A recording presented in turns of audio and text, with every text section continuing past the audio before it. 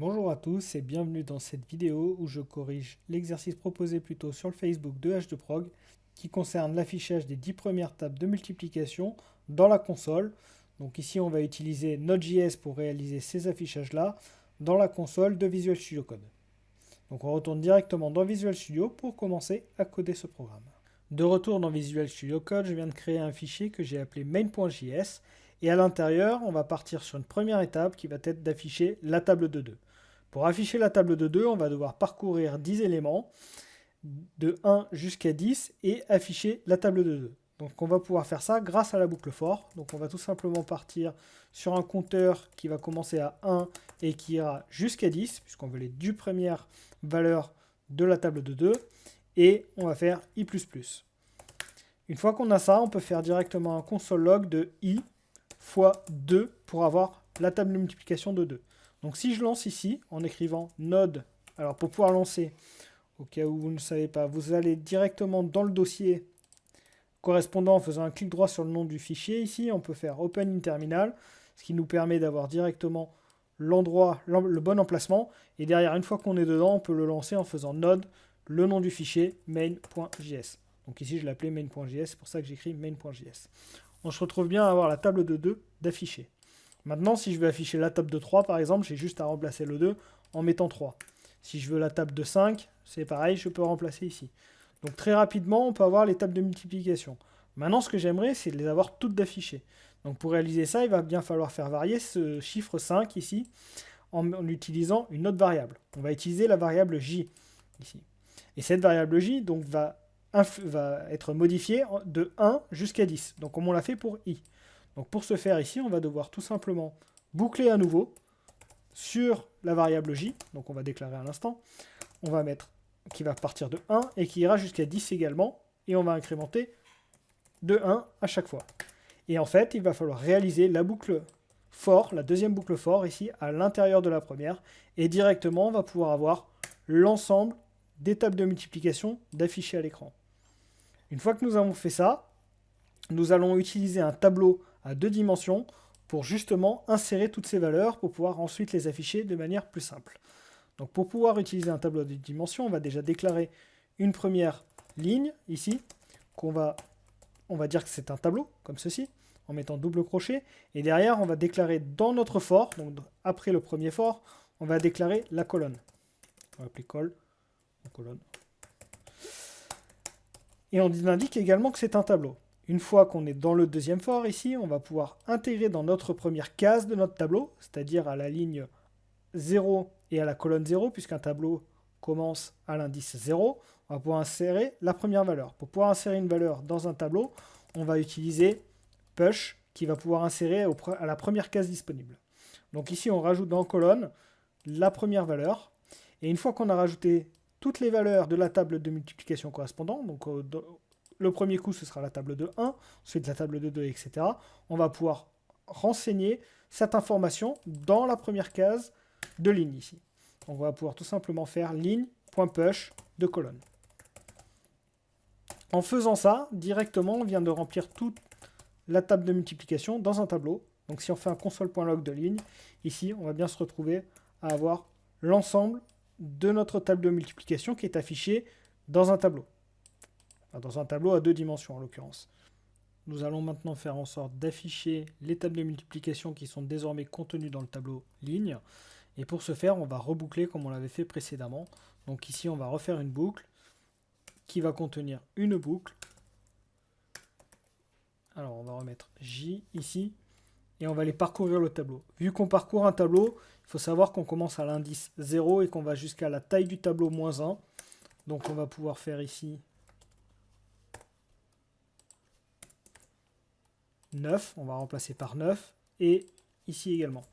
Donc là, on va bien pouvoir parcourir notre tableau, et ce qu'on peut faire directement à l'intérieur, c'est un console.log de ligne de J, de I, et là, on va se retrouver à avoir toutes les tables de multiplication d'afficher, comme on l'avait au tout départ, si vous vous rappelez, tout en ligne. Voilà, donc on se retrouve bien, sur chaque ligne, on a la valeur de chaque table de multiplication.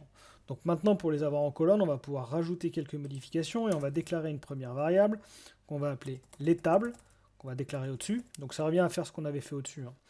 bien entendu, mais je préférais passer par un tableau, pour des cas pédagogiques, on va dire. Et donc ce qu'on va pouvoir faire ici, c'est déclarer une autre variable qu'on va appeler txt, qui va correspondre à la case à chacune des cases. Et à l'intérieur de ces cases, on va pouvoir mettre donc notre valeur ici, en faisant txt plus égal ligne de j de i. Et donc là, une fois que j'ai rempli ma ligne, enfin chacune de mes colonnes de ma première table de multiplication, je vais pouvoir le rajouter dans les tables. Donc ça revient vraiment à faire ce qu'on avait fait au-dessus sur les tableaux. Et donc là, je fais les tables qui prend txt. On va mettre un plus égal par contre. Et enfin, quand on est sorti de tout ça, on peut faire un console log de les tables. Et on va se retrouver à avoir un affichage de toutes les valeurs en ligne ici, puisqu'on n'a pas mis de backslash n pour sauter de ligne. Donc on peut tout simplement rajouter à la fin ici de chaque table de multiplication un retour à la ligne en faisant un backslash n. Et en faisant ça, on se retrouve à avoir voilà, toutes les valeurs inscrites comme ça. Donc on a toutes les tables de multiplication qui sont affichées à la suite. Si on veut pouvoir avoir un affichage meilleur, on va déjà mettre une première ligne de tirés en haut et en bas. Et pour ce faire, on va tout simplement rajouter des tirets ici. Donc là, rien de bien compliqué. On va faire la même chose à la fin. Donc avant le console log. Et on va faire un plus égal sur les tables. Donc on peut relancer, on se retrouve à avoir nos deux lignes. On n'oublie pas de rajouter le backslash n après la première. Et on va se rajouter déjà les tirets du début et de fin. Donc pour ça, enfin, les pipes ici, de début et de fin, comme je l'ai sur l'image. Donc pour ce faire, on peut rajouter ici un pipe, donc quand on démarre dans txt, et quand on finit, donc juste avant le backslash n ici, je peux rajouter également un pipe. Voilà. Donc en faisant ça, on se retrouve bien à avoir les tirés. Le seul problème maintenant, c'est de gérer les espacements. Donc on va pouvoir rajouter une variable qui va contenir la taille de chacune des valeurs, puisqu'effectivement, chacune des valeurs ici de notre table de multiplication peut avoir soit un chiffre, soit deux chiffres, soit trois chiffres pour le 100. Donc on va avoir besoin de conserver cette taille-là. Donc on va déclarer une variable au-dessus, pas au-dessus, pardon, plutôt ici, donc dans le deuxième for, et on va mettre nb, on va l'appeler nb, et on va mettre à l'intérieur l'élément, donc en mettant double guillemets pour dire que c'est une chaîne de caractères, et ensuite on met la valeur qui est un entier ici de la cellule du tableau. Donc si on veut transformer un entier en chaîne de caractères, on peut le faire comme je viens de le faire là, en mettant des guillemets juste avant l'entier, et ça le transforme en chaîne de caractères. Une fois qu'on a ça, on peut tester le nombre de caractères qu'on a dans NB, enfin dans une chaîne de caractères, en faisant nb.length pour avoir la taille. Ça fonctionne comme les tableaux, et on peut avoir cette information-là. On va d'abord tester si on a un seul caractère, et dans ce cas-là, on va rajouter un 0 à txt pour justement gérer les chiffres qui sont seuls. Donc on va rajouter 0, et on va relancer pour vérifier ce que ça donne, en faisant node main.js, et on se retrouve bien à rajouter un 0 sur les chiffres qui sont seuls, donc c'est-à-dire la première colonne et la première ligne, plus certains autres. Donc maintenant que nous avons fait ça, on va pouvoir rajouter les espacements, et pour ce faire, on va aller tester le nombre de caractères. La première chose à faire, c'est de tester pour, quand on a 3 caractères ici, pour le 100, c'est-à-dire, pour supprimer l'espacement.